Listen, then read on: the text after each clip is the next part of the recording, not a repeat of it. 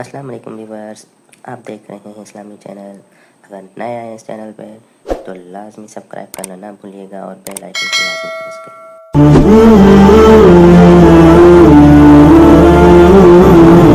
हजरत शीमा थी ना नबी पाक की रजाई हमशीरा हजरत हलीमा की, तो उनके सारा कबीला गिरफ्तार होके आया था। वो जब आई है ना नबी पाक के पास तो हजरत अबू हुरैरा से कहने लगी हुजूर को जाके बस कान में कह दो कि हलीमा की बेटी आई। हजरत अबू हुरैरा कहते हैं हुजूर इतनी तेजी से उठे कि नबी पाक की चादर भी मिंबर पे रह गई। फिर हुजूर घर ले गए, फरमाया फातिमा और आयशा को बुलाओ, मेरी बहन आई है। मेरे महबूब करीम ने फरमाया तू अगर कहेगी ना तो मैं तेरे लिए मदीने में मकान बना दूंगा, तू यहीं रह जा। कहने लगी नहीं महबूबा वापस जाना। तो हुजूर से कहने लगी मेरा सारा कबीला गिरफ्तार है, इसे छोड़ दे। हजरत अबू हुरैरा कहते हैं हर काम हुजूर ने मशवरे से किया, पर जब बहन ने कहा ना छोड़ दे, और मैं कोई मशवरा नहीं, जैसे तू कहेगी वैसे ही हो जाएगा, जैसे तू कहेगी वैसे ही हो जाएगा, जिस तरह तू चाहेगी। कौन अश्कशोई करेगा, कौन बात सुनेगा, कौन दुख किसी के। पगली बीबी, पागल औरत, देखे कभी पागलों को कोई वक्त देता? वो पागलों के पास बैठा, मैं बड़ा मसरूफ आदमी हूँ, मुझे तो सियाना बंदा मिलने आए तो मैं कहता मुख्तसर बात करना। एक पगली बीबी आई, पागल। हजरत अनस कहते हैं आके खड़ी कहने या रसूलल्लाह मुझे काम है। पागल औरत। तो नबी करीम सल्लल्लाहु ताला अलैहि वसल्लम ने कहा क्या काम है? तो उसके मोहल्ले के लोग खड़े हो गए, कहने लगे हुजूर छोड़ेंगे तो दीवानी है, ऐसी बातें करती रहती है। जनाब अनस बिन मालिक फरमाते हैं हुजूर नाराज हुए, फरमाया तुमसे बात कर रही है कि मुझसे कर रही है? करने दो बातें, क्या बात है बता। कहने लगी हुजूर यहां नहीं करनी, मेरे साथ आए। नबी करीम उसके पीछे पीछे चलने लगे। जनाब अनस फरमाते कि सहरा में ले गई, नबी पाक रेत पे बैठ गए, सामने बैठ गई। कहने लगी हुजूर बच्चों को मना करें, मुझे रोड़े मारते हैं। फरमाया मैं कह दूंगा, आप नहीं करेंगे। हुजूर मेरे घर वाले मेरी बात नहीं सुनते। फरमाया मैं समझाऊंगा। या रसूलल्लाह ये पागल कह कह के छेड़ते हैं। हुजूर ने फरमाया कोई नहीं कहेगा, मैं मना कर दूंगा। हजरत अनस कहते हैं देर तक हुजूर को रेत पे हुजूर बैठे। यार ये भी सुन्नत है मेरे नबी की, सिर्फ खाने के दरमियान मीठा खाना ही सुन्नत नहीं मेरे भाई, ये भी नबी पाक की सुन्नत है, ये भी रसूल पाक का तरीका है। नबी करीम ने देर तक वक्त दिया, देर तक, कभी हंसती कभी रो देती। हजरत अनस कहते हैं मैंने ये अंदाज भी देखा, जब वो हंसती तो हुजूर भी हंसते। कभी को पागल के गम सुन के भी रोया, लेकिन ऐसा कोई महबूब कहीं होगा ना कहीं है, बैठा है चटाई पे मगर अर्श नशी है। मेरे महबूब ने खोल के बातें सुनी, खोल के अपनी मर्जी से कहने लगी महबूबा मैं थक गई हूं, अब आप जाएं। हुजूर मैं थक गई हूं, आप जाएं। नबी करीम उठे और उठ के फरमाया किसी का ख्याल ना करना, जब तेरा दिल करे दोबारा आ जाना। यार ये हुस्न है, ये वकार है कि तू अश्कशोई किस तरह। मैं ना अभी इंतजार कर रहा हूं, मैं अभी इंतजार कर रहा हूं कि MNA आएगा तो उस गरीब की मदद करेगा। मैं अभी इंतजार कर रहा हूं कि MP आएगा तो उसकी मदद करेगा। मैं अभी इंतजार कर रहा हूं कि बहुत बड़ा सेठ आएगा तो मदद करेगा। जब मोहल्ले का और गांव का चौधरी किसी गरीब पे जुल्म कर रहा होता है तो मैं अपने बच्चे को कह रहा होता तू ना उस लड़ाई में जाना, हमें क्या लगे। तो कौन फिर उसका हाथ, जुल्म फिर खत्म कैसे होगा? फिर क्या तरीका है जुल्म खत्म करने का? जब कुछ जालिम को जालिम कहने कोई तैयार ना हो। वो जमाना जब नबी करीम सल्लल्लाहु ताला अलैहि वसल्लम मक्का शरीफ में ऐलान नबूवत फरमाया था तो सारा मक्का मुखालिफ हो गया, सारा मक्का। एक वक्त उरूज का होता है, एक वक्त ऐसा होता है जब गुर्बत होती है, इब्तिदा होती है। इस्लाम पर गुर्बत का जमाना। कबीला बनु आराश का एक शख्स मक्के आया, वो कहता मैं छोटा सा ताजर था। मेरी बातों की समझ तो आ रही है ना आप हज़रात? जो नहीं बोल रहे उन्हें भी आ रही है। अल्लाह ताला आपको जज़ा दे। बस एक तो बात और अर्ज करनी है आप हज़रात। हजरत तारिक बिन अब्दुल्लाह रज़ी अल्लाह ताला अन्हु इसके रावी हैं, फरमाते हैं वो बनु आराश का रहने वाला शख्स आया। वो कहता मैं छोटा सा ताजर था, व्यापारी था। मैं गांव से जानवर ऊंट घोड़े खरीदा करता, मक्के में लाके बेचता, मदीने में ले जाके बेचता, ताइफ में। मैं एक दफा ना बड़े सुर्ख रंग के खूबसूरत 2 ऊंट मक्के लाया। मैं मक्के के लोगों को ज्यादा नहीं जानता था, मंडी में जो लोग आते जाते थे उन्हें जानता था, माल बेच के चला जाता था। आज मैं मक्के में दाखिल हुआ तो अबू जाल मुझे कहने लगा यहाँ एक शख्स ने दावा नबूवत किया, उसके करीब न जाना। कहते मैंने कहा ठीक है नहीं जाऊंगा। मैंने ऊंट दिखाए तो अबू जाल को पसंद आ गए, सौदा हो गया, ऊंट खरीद लिए। वो शख्स कहता है कि ऊंट खरीद के ना तो कहने लगा फलां मोहल्ले की फलां गली के फलां कोने में मेरा घर है, कल आके पैसे ले जाना। कहते मैं अगले दिन पैसे लेने गया तो कहने लगा आज नहीं मेरे पास, कल आना। मैं अगले दिन फिर गया, पैसे, कहने लगा नहीं कल आना। होटल होते नहीं थे, मक्के में मेरा रिश्तेदार कोई नहीं था, मैं फुटपाथ पे सोता, जो चंद खजूरें और सिरका मेरे पास था वो पहले दिन ही खत्म हो गया। इन्वेस्टमेंट भी सारी वहीं लगी हुई थी, घर में बच्चे बच्चियां इंतजार कर रहे थे, मैं बड़ा मजबूर हुआ, थक गया। तीसरे दिन मैं गया तो मैंने कहा पैसे, कहने लगा कल आना। मैंने जरा दबा के बात की, मैंने कहा यार मेरी को पुप्पो तो रहती नहीं मक्का मुकरमा, मैं गरीब आदमी हूं, मेरे पैसे दे मैं जाऊं। जब दबा के बात की तो कहने लगा जा दौड़ जा, जहां से मिलते हैं ले ले, भाग जा। ये ताजर जब डूबते हैं ना तो माज़अल्लाह ताला कुछ तो ऐसे होते हैं जो खुदकुशी करके मर जाते हैं, इसलिए कि बड़े लोग इनके साथ वाबस्ता होते हैं। जब किसी की असल राह से डूब जाए कहते मैं कांपने लगा। मैंने पूछा लोगों से कि तुम्हारे चौधरी सरदार बड़े कहाँ बैठते हैं, तो कहा वो जो हरमे मक्का के साथ टोलियां बना के बैठे हैं ना वो सारे हमारे सरदार ही हैं। कहते मैं वहां गया, अबू सुफियान थे, अबू लहब था, उतबा, तैबा, शैबा, अबुल मुख्तरी, अखनस बिन शुरैक, सब बैठे। मैंने जाके कहा यारो मैं बनु अराश का रहने वाला हूँ, छोटा सा ताजर हूँ, 2 ऊंट यहाँ लाके बेच बैठा हूँ तो एक शख्स ने खरीदे हैं, वो पैसे नहीं देता। कहते उतबा बोला या अबू सुफियान बोला कौन है जो तेरे पैसे खा गया, ताकत है किसी की नाम ले।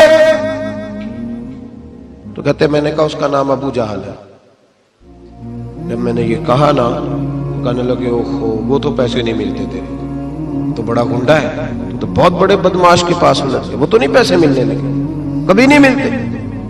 फरमाते अब मैं कांपा, अब तो मेरी उम्मीदें टूटने लगी, अब मेरे आंसू छलकने लगे। तो एक शख्स ने ना मजाक किया, इधर देखिएगा मेरी तरफ, मजाक किया। कहते हैं सामने ना खाना काबा की दीवार के साथ टेक लगा के रसूल पाक तशरीफ फरमा थे, नबी करीम बैठे हुए थे, नबी करीम। तो एक बंदे ने माज़अल्लाह सुम्मा माज़अल्लाह नकले कुफ्र कुफ्र न बाशर, उसने ना मजाक किया, कहने लगा वो जो बंदा बैठा है वो तेरा मसला हल कर सकता है। कहते उसने मजाक किया, बाकी हंसने लगे। मुझे समझ न आई कि भेजते भी हैं और मजाक भी उड़ाते हैं, लेकिन डूबते को तिनके का सहारा मैं हुजूर अलैहिस्सलाम के करीब पहुंचा। नबी करीम कुछ वजीफा पढ़ रहे थे। ये गरीब आदमी ना बेचारा वजीर से भी डरता है तो पीर से भी डरता है कि कहीं तबीयत पे कोई चीज गिरा ना गुजर जाए। तो कहते मैं डरते डरते ना पीछे बैठ गया कि फारिग होंगे तो मैं बात करूंगा। फरमाते मैं अभी पीछे बैठा ही था, पूरा बैठा भी नहीं था कि मेरे रसूल पाक ने मेरी तरफ तवज्जो फरमाई, रुख मेरी तरफ फेरा, 2 जुमले नबी पाक ने कहे तो मुझे यूं लगा जैसे परदेश में मुझे मां मिल गई हो। 2 जुमले, पहला फिक्रा हुजूर ने फरमाया परदेसी लगते हो, और दूसरा फिक्रा फरमाया परेशान लगते हो। फरमाते हैं बात छम छम मेरे आंसू गिरे, छम छम। और भाई कोई अपना मिले तो रोने का मजा आता है, कोई दुख पूछे तो फिर बंदा आंसू गिराएगा, हर एक को तो दुख सुनाए भी नहीं जाते। वो शायर उर्दू का है, आपकी समझ में आ गया तो बड़ा अच्छा है। उसने कहा था कि हुजूम गम में भी तौहीन ज़ब्त गम न हुई, हम इस एहतियात से रोए कि आंख नम न हुई। हुजूम गम में भी तौहीन ज़ब्त गम न हुई, हम इस एहतियात से रोए कि आंख नम न हुई। हम रोए भी हैं पर हमने कोशिश की है कि कोई हमारे आंसू न देखे, छुप छुपा के रोए। फरमाने लगे नबी रहमत सल्लल्लाहु अलैहि वसल्लम ने फरमाया परदेसी और परेशान लगते हो। कहते मैं जब रोया ना तो करीम रसूल ने काम भी नहीं पूछा, ये भी नहीं पूछा मसला क्या, मुझे तबकी दी। फरमाया चुप कर, रोता क्यों है, जैसे तू कहेगा वैसे ही हो जाएगा। क्या कहा बरेली के इमाम ने, फरमाने लगे गमज़दों को रजा मुजदा दीजिए के है, जाओ ऐलान कर दो, गमज़दों को रजा मुजदा दीजिए के है, बेकसों का सहारा हमारा। नबी करीम ने फरमाया फिक्र न कर, जैसे तू कहेगा हो जाए। कहते हुजूर पहले मुझे घर लाए, सिरका खिलाया, खजूरें दी, दूध पिलाया, मैं 2-3 दिनों का भूखा था, मैंने राज राज के खाया। कहते जब मैं सैर हो गया ना मेरी तसल्ली हो गई। अब हुजूर ने फरमाया बता तेरा मसला क्या है। सारा इलाका किसी और तरफ है, शहर किसी और तरफ है, पर मेरे नबी हक के साथ है। हालात नहीं है इस वक्त के हक के साथ खड़ा हुआ जाए, पर हुजूर हक के साथ है। मेरे नबी करीम सैयद आलम सल्लल्लाहु ताला अलैहि वसल्लम ने फरमाया कि کریم رسول فرمانے لگے کیا مسئلہ ہے؟ ابو جہل پیسے نہیں دیتا. فرمایا اس نے کیوں نہیں دینے، دے گا پیسے، کیوں نہیں دینے پیسے. دیکھ کچھ لوگ شرافت کو بزدلی سمجھتے ہیں. وہ ایک درویش تھا تو کسی نے سخت بات کر دی تو کہنے لگا میرے ساتھ سخت بات نہ کر، اٹ سٹ تے پکھڑا کوار گندل اسی اور بھی بوٹیاں جاننے ہیں. اٹ سٹ تے پکھڑا کوار گندل تے اسی. اور اس کا ترجمہ اقبال نے بھی کیا. اقبال کہنے لگے ہو ہلکا یارا تو بریشم کی طرح نرم، پر رزم حق و باطل ہو تو فولاد ہے مومن. رزم حق و باطل ہو تو اشداء علی الکفار رحماء بینہم، کافر پہ سخت اور آپس میں رحم. یہ اصول ہے مومن کا. نبی کریم نے فرمایا کیوں نہیں پیسے دینے، دے گا.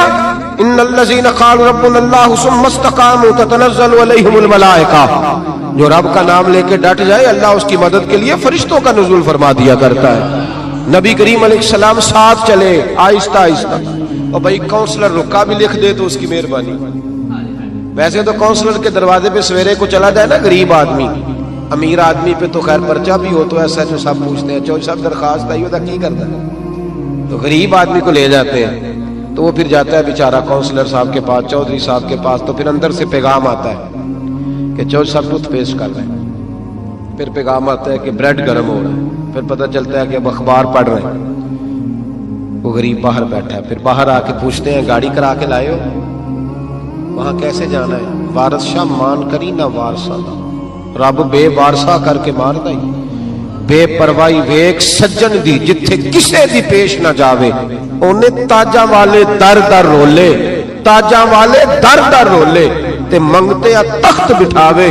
وہ سجنا کسے نو کارا مل دائی، کوئی کعبے او خالی آوے، ڈر اس کی بے نیازی سے. اور بڑے بڑے حاجی نمازی، ناراض نہ ہونا میری بات سے، بڑے بڑے حاجی نمازی حق کی بات کرنی ہوتی ہے تو پیچھے ہٹ جاتے ہیں. ایک بابا بلے شاہ صاحب کی بات نہ کرتے درمیان میں. بابا صاحب نے بڑا شکوہ کیا، کہنے لگے حج بھی کیتی جاندے ہو تے لہو بھی پیتی جاندے ہو، حج بھی کیتی جاندے ہو تے لہو بھی پیتی جاندے ہو، کھو کے مال یتیماں دا تے بھیج مسیتی جاندے ہو، پھٹ دلاں دے سیندے نہیں تے ٹوپیاں سیتی جاندے ہو، نفس تے چھری پھیر دے نہیں تے دمبے کیتی جاندے ہو، فرض پلائی بیٹھے ہو تے نفلہ نیتی جاندے ہو. او دسو تے صحیح بلے شاہ نو ایک ہی کیتی جاندے ہو. او کچھ دسو تے صحیح بلے شاہ نو ایک ہی کیتی. نبی کریم صلی اللہ علیہ وسلم نے فرمایا دینے کیوں نہیں، ہم آپ کے ساتھ. حضور ساتھ چلے تو وہ شخص کہتے ہیں جب گلی میں حضور جا رہے تھے نا تو میرے دل میں خیال آ رہا تھا کہ وہ تو بڑا بدماش ہے اور حضور تو بولتے بھی دھیما دھیما ہے، وہ تو بڑا گنڈا ہے. اور میں 100 باتیں کرتا تو حضور ایک جواب دیتے، نیچی نظروں کی شرم و حیا پر درود، اونچی بینی کی رفعت پہ لاکھوں سلام. تو محبوب پاک کیسے بات کریں گے؟ وہ تو بڑا بے حیا ہے. لیکن کہتے ہیں سارے رستے حضور نے کوئی بات نہ کی، ککھ سواد نہیں مشری اندر، اسا کھنڈاں وی چک ڈٹھیاں، اینا ساریاں شیواں نالوں گلاں سجن دیاں مٹھیاں. یہ کس قسم کا عذاب ہے؟ جمعے پڑ گئے، ٹڈیاں آ گئیں. یہ اللہ نے عذاب نازل کیا. جب وہ عذاب میں مبتلا ہوئے تو موسیٰ علیہ السلام سے کہا کہ آپ اللہ سے دعا کریں کہ ہم سے یہ عذاب ٹل جائے. اگر ایسا ہوا تو ہم ایمان لے آئیں گے، بنی اسرائیل کو بھی آزاد کر دیں گے.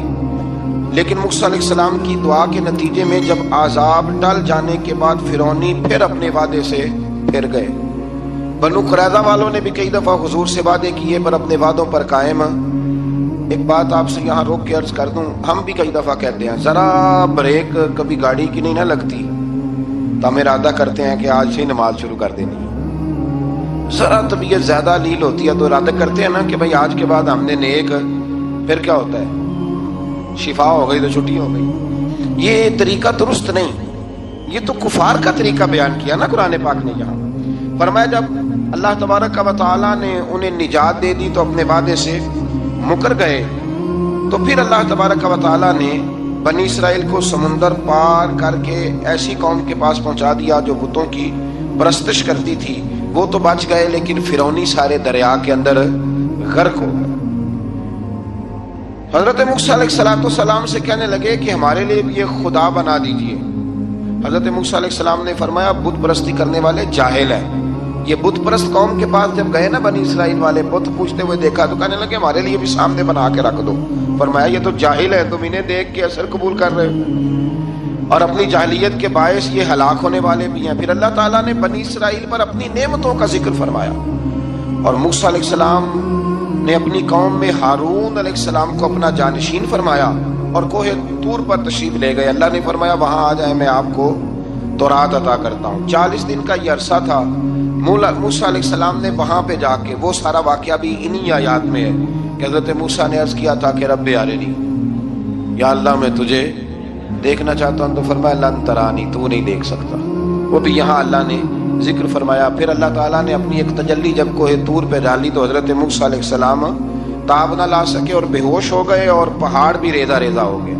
اس کا ذکر بھی اللہ نے انہی آیات میں فرمایا۔ آیت نمبر 144 سے 155 تک حضرت موسیٰ علیہ السلام کو رسالت عطا کرنے، کلیم اللہ کا منصب عطا کرنے، تورات عطا کرنے کا ذکر ہے۔ آگے چل کے بتایا کہ جو متکبر لوگ ہیں نا، وہ آیات الہیہ سے منہ پھیرتے ہیں، اور جو لوگ اللہ کی آیات اور قیامت کو جھٹلاتے ہیں، ان کے اعمال باطل ہیں۔ پھر موسیٰ علیہ السلام کے کوہ طور پر قیام کے عرصے میں بنی اسرائیل کے زیورات سے بچڑا بنا کر اسے معبود بنانے کا ذکر ہے۔ ان میں ایک جادوگر تھا سامری، سنا ہے سلالہ میں اس کی قبر ہے۔ حضرت موسیٰ کوہ طور پہ چلے گئے تو اس نے پیچھے سے نا سونے کا ایک بچڑا بنا لیا، اس میں سونے کی تاریں اس کے منہ میں لگائیں، آواز چلتی تھی تو بجتی تھی۔ اتنے کمزور عقیدے کی یہ قوم تھی کہ انہوں نے فٹافٹ ماننا شروع کر لیا، فٹافٹ ماننا، کہنے لگے یہ ٹھیک ہے۔ چنانچہ موسیٰ علیہ السلام جب واپس آئے تو قوم پر غصے اور افسوس کا اظہار فرمایا اور کہا میرے پیچھے تم نے ایسا برا کام کیا۔ انہوں نے تورات کی تختیاں بھی زمین پہ ڈالیں اور اپنے بھائی ہارون علیہ السلام کا سر پکڑ کے اس سے جواب طلبی کی۔ انہوں نے کہا اے میرے ماں جائے، بڑے خوبصورت لفظ ہے قرآن پاک، اے میرے ماں جائے، اے میرے بھائی، قوم نے مجھے بے بس کر دیا اور قریب تھا کہ یہ مجھے قتل بھی کر دیتے۔ اب آپ مجھ پر سختی کر کے دشمنوں کو ہنسنے کا موقع نہ دیں، کبھی بھی دشمنوں کو اپنے اوپر ہنسنے کا موقع نہ دینا چاہیے۔ پھر آیت نمبر 151 میں موسیٰ علیہ السلام کی دعا اور کلمات استغفار کا ذکر ہے۔ آگے چل کے بتایا کہ غصہ ٹھنڈا ہونے پر موسیٰ علیہ السلام نے تورات کی تختیوں کو اٹھایا، جن کی تحریر میں اللہ سے ڈرنے والوں کے لیے ہدایت اور رحمت کی بشارت تھی۔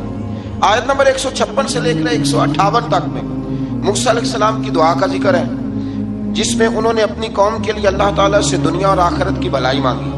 اللہ تعالیٰ نے فرمایا یہ کامل نعمت میں ان لوگوں کو عطا کروں گا جو ایمان کے ساتھ تقوی بھی اختیار کریں گے، یہ انہیں ملے گی نعمت، اور پھر وہ زکوٰۃ دیں گے اور اس عظیم رسول یعنی نبی کریم صلی اللہ تعالی علیہ وآلہ وسلم کی وہ پیروی کریں گے۔ یہ آیت نمبر 158 ہے، یہ سورہ اعراف کی، چونکہ حضور علیہ السلام کی بڑی عظمتوں کا اللہ کریم نے یہاں ذکر ارشاد فرمایا ہے، اور ایک تفصیل ہے نبی کریم صلی اللہ تعالی علیہ وسلم کی سیرت مبارکہ کی۔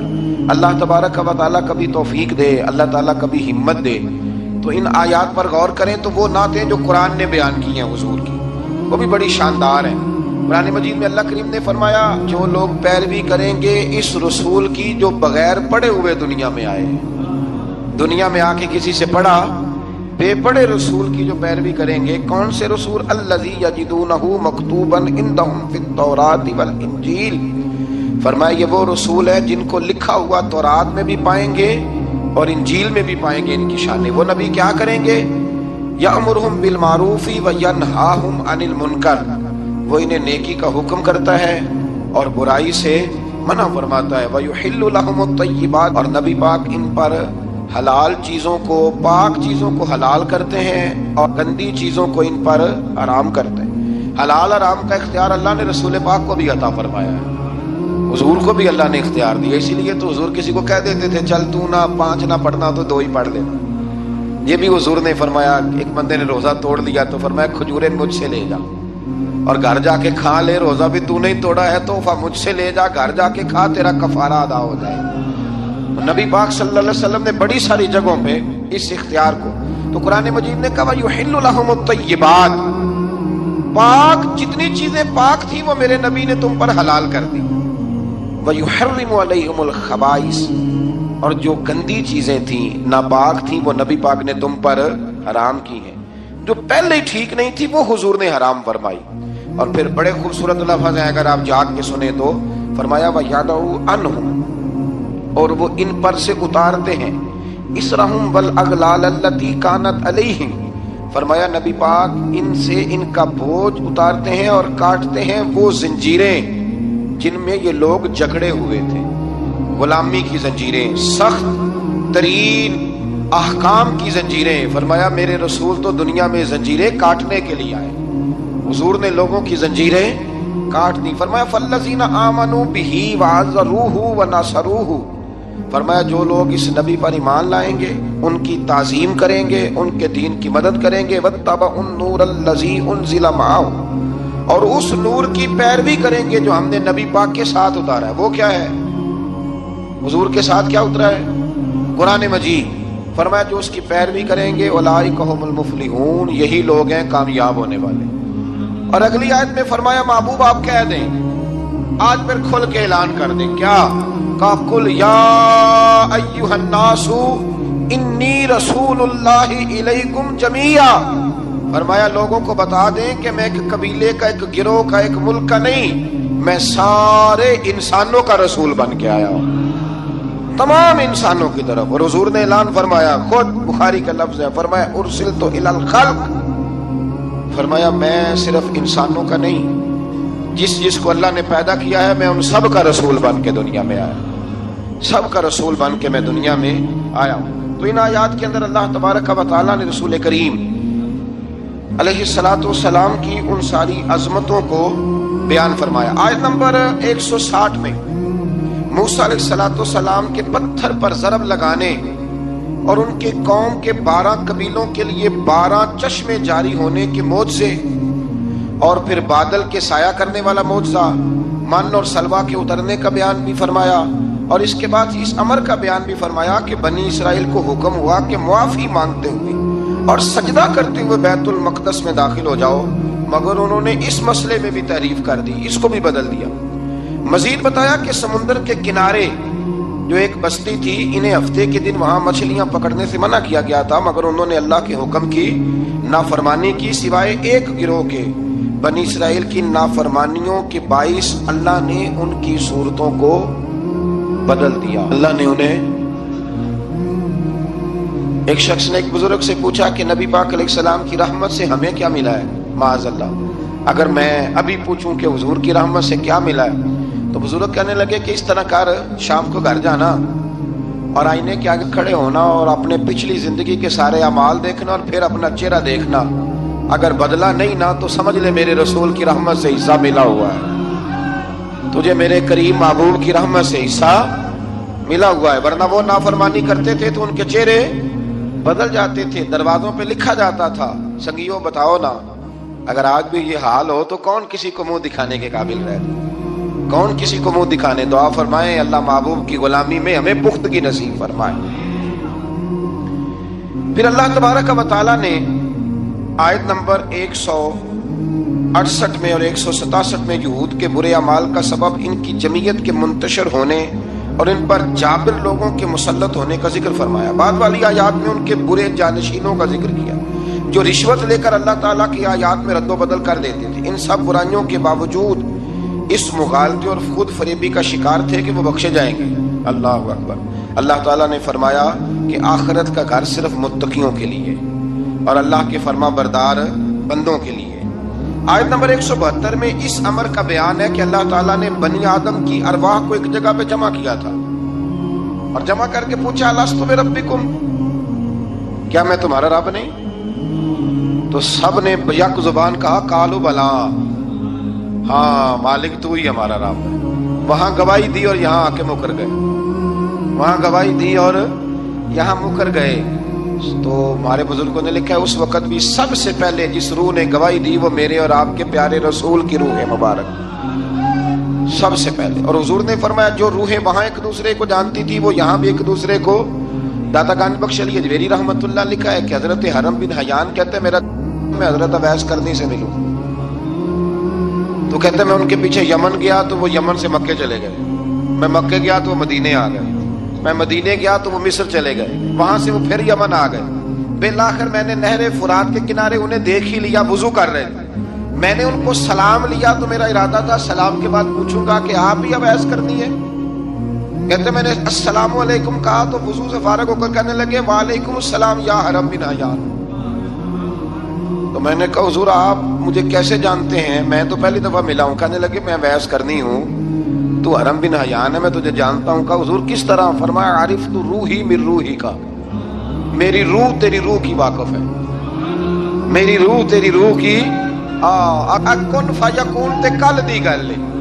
وہ درویش نے کہا تھا نا کن فیکون تے کل دی گل ہے، اسی اگے پریت رلائی. ہمارا تو پرانا جرانہ ہے بھائی، کن فیکون تے کل دی گل ہے. اللہ تبارک و تعالیٰ سمجھنے کی توفیق عطا فرمائے. یہاں بڑے لطیف نقطے ہیں، بڑی باتیں ہیں، اور انشاءاللہ تعالیٰ کسی وقت کریں گے. اس آیت میں بڑا کچھ لکھا ہے ہمارے بزرگوں نے، اور کمال کر دیا جس نے جو لکھا. بہرحال پھر آگے چل کے اللہ تعالیٰ نے ارشاد فرمایا آیت نمبر 175 میں، بغیر نام لیے ایک شخص کا ذکر فرمایا. بعض بزرگوں نے کہا وہ بلم بن بورا ہے، اور بعض نے کہا امیہ بن خلف ہے، اور بعض نے کہا ابو عامر فاسق ہے. ان تینوں میں سے ایک برائی ان تینوں میں مشترک تھی، تینوں میں وہ جرم پایا جاتا تھا. وہ یہ تھا کہ ان کے پاس علم بھی تھا، زہد اور ریاضت بھی تھی بلم بن بورا کے پاس، لیکن حضرت موسیٰ کے حسد کی وجہ سے تباہ ہو گیا.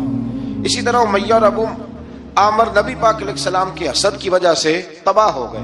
کچھ لوگ صرف حسد کی وجہ سے ہی، پتہ ہے آپ کو، کچھ لوگ حسد کی وجہ سے تباہ ہو جاتے ہیں. ایک بادشاہ بڑا کنجوس تھا، تو اس کے سامنے ایک شخص اکثر آیا کرتا تھا. تو کسی نے اس سے کہا کہ بادشاہ سے انعام وصول کرو. اس نے کہا یہ بڑا کنجوس ہے، پر چلو اللہ نے مجھے بھی بڑا ذہن دیا، انعام لے ہی لیتے ہیں. تو کہنے لگا بادشاہ کبھی انعام ہی دے دیا کر. بادشاہ کہنے لگا پہلے میرے سوال کا جواب دے پھر انعام دوں گا. اس نے سوال ہی ایسا سخت پوچھنا تھا کہ انعام بنے ہی نہ. حضرت رومی نے لکھا ہے کہ بادشاہ سلامت پوچھو سوال. تو بادشاہ کہنے لگا یہ میرے ہاتھ کی ہتھیلیاں، ان میں بال کیوں نہیں؟ پشت پہ ہے تو ہتھیلی پہ کیوں نہیں؟ اس نے بھی پھر کمال ہی جواب دیا. کہنے لگا آپ سخی بڑے ہیں. وہ دے دے کے نا بال سارے گھس گئے، وہ دے دے کے گھس گئے. بادشاہ کو بڑا ہی غصہ آیا، پتا تو اسے تھا نا میں کنجوس ہوں. بڑا غصہ آیا کہ تو سخی بڑا ہے تو دے دے کے تیرے ہاتھوں کے بال.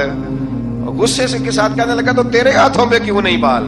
کہنے لگا بادشاہ تو نے دیا بڑا ہے تو میں نے لیا بڑا ہے. تیرے دے دے کے گھس گئے ہیں تو میرے لے لے کے گھس گئے ہیں. تو اس کو اور غصہ آیا. کہنے لگا تو یہ جو سارے بیٹھے ہیں یہ دربار میں ادھر بھی تو ان کے ہاتھوں میں بال کیوں نہیں؟ کہنے لگا بادشاہ تو دیتا رہتا ہے میں لیتا رہتا ہوں تو یہ ہاتھ ملتے رہتے ہیں، ان کے مال مال کے گھس گئے ہیں.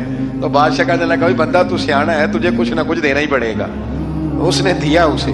تو کچھ لوگوں کے نا مال مال کے ہی اللہ دیتا ہے نوازتا ہے، پر ان کے حسد کر کر کے ہاتھ گھس جاتے ہیں. بیٹھ کے نا پروگرام بناتے رہتے ہیں، اس نے ایسا کیا اس لیے آگے نکل گیا، اس نے یہ کیا.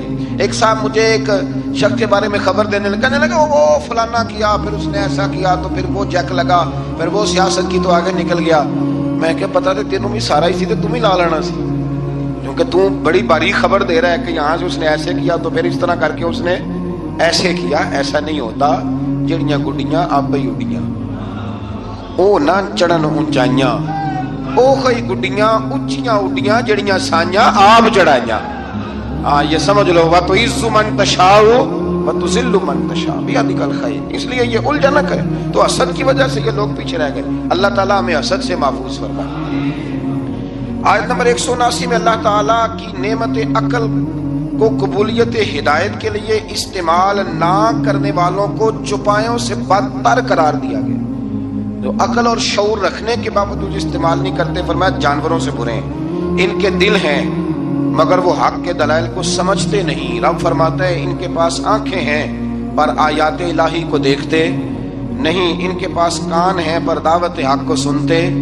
آیت نمبر 180 میں اللہ تعالیٰ کی اسماء حسنہ کے ساتھ پکارنے کا ذکر ہے کہ رب کو پیارے پیارے ناموں کے ساتھ پکارا کرو. رحمان کہہ کے پکارو، رحیم کہہ کے پکارو، ستار اور غفار کہہ کے پکارو.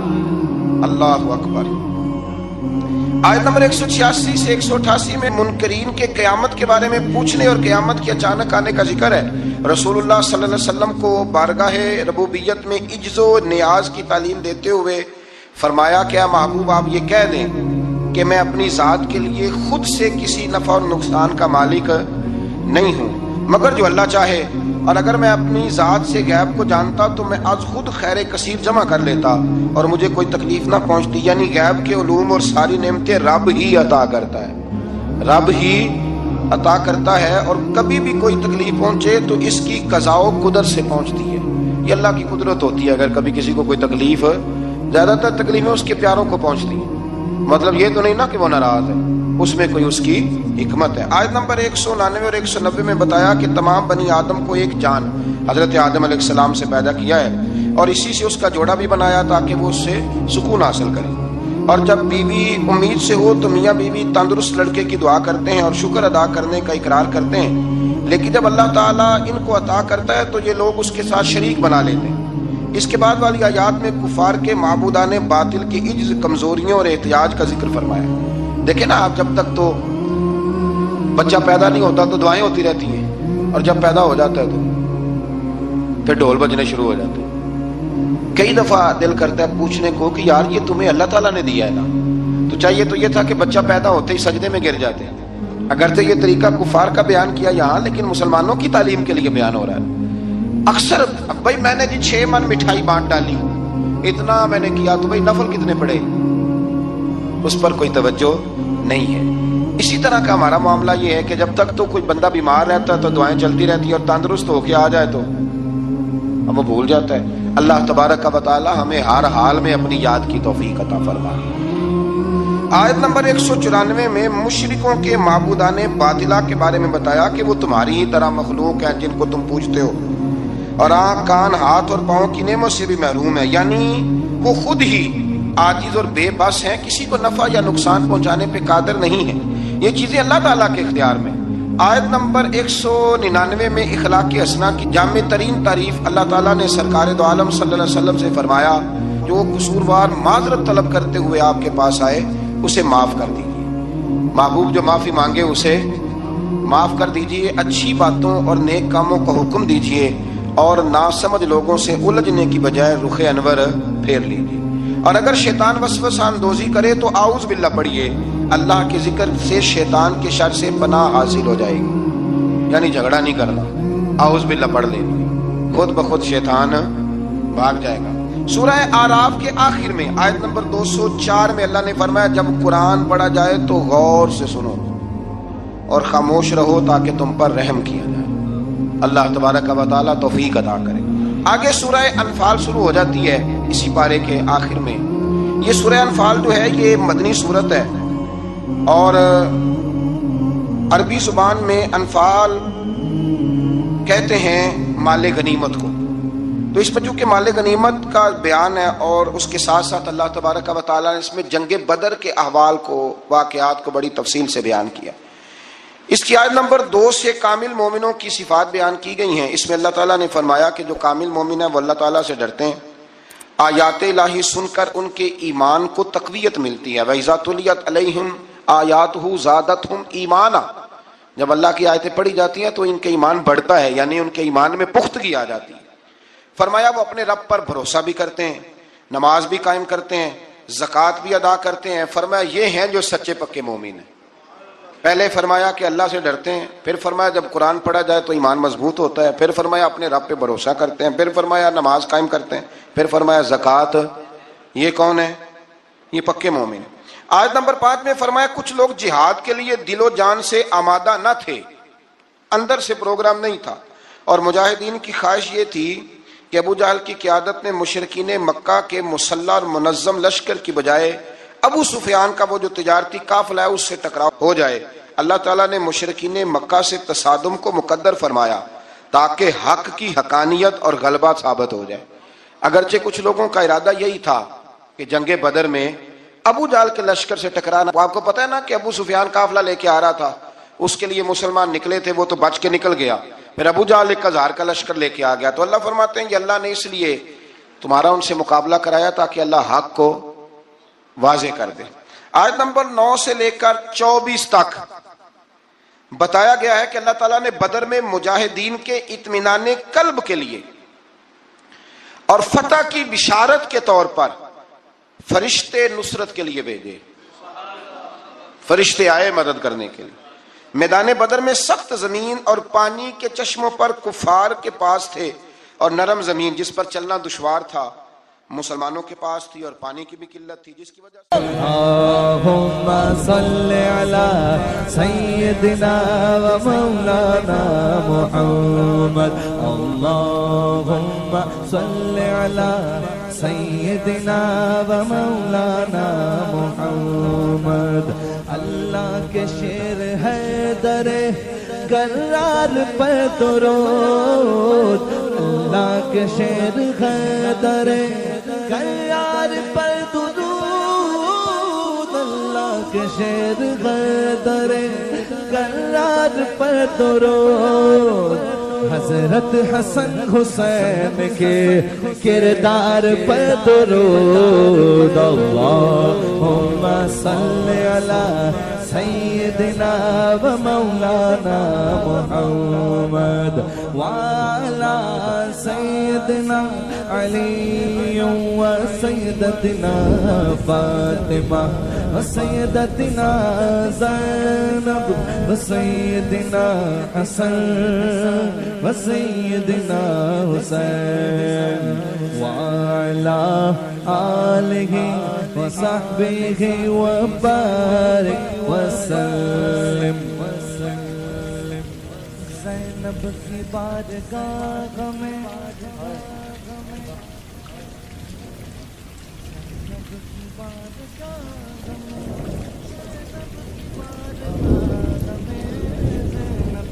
بارگاہ میں سلام نیاز ہے، زینب کی بارگاہ میں سلام نیاز ہے، جو مرتضیٰ کی لاڈلی زہرا کا ناز ہے، اللہم صلی علی سیدنا و مولانا محمد وعلی سیدنا علی و سیدتنا فاطمہ و سیدتنا زینب و سیدنا حسن و سیدنا حسین۔